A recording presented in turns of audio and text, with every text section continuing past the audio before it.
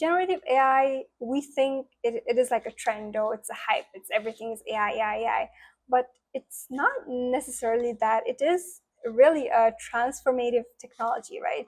So you interact with it every day. So your Instagram reel, your TikTok, Amazon, everything is using generative AI to create recommendation based on what you like.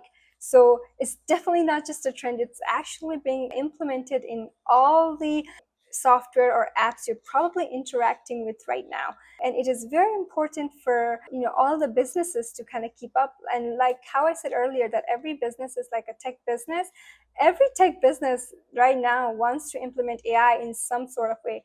They want to incorporate, let's say, a chatbot, as simple as that, and expand and achieve several advancement, do multiple iteration to enhance the customer experience, right? One of the thing about AI is that Python is the language of choice for generative AI, machine learning, given how robust it is and how widely it is used, how it has a lot of libraries that's needed for all these data visualization, like you said, or like neural network. It's kind of the backbone of artificial intelligence, right? So people can begin with like a simple project, like let's say incorporating with Google Gemini or ChatGPT API to kind of get like a text response based on some of our input, and then from there can go to like neural network and complicated stuff like object identification.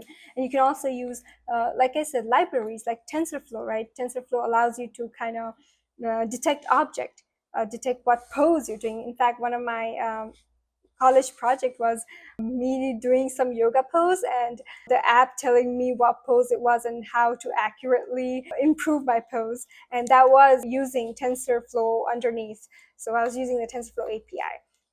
And yeah, it's a lot of things, but it's definitely something that everyone at this age should kind of know about, for even like just general and basic knowledge, right?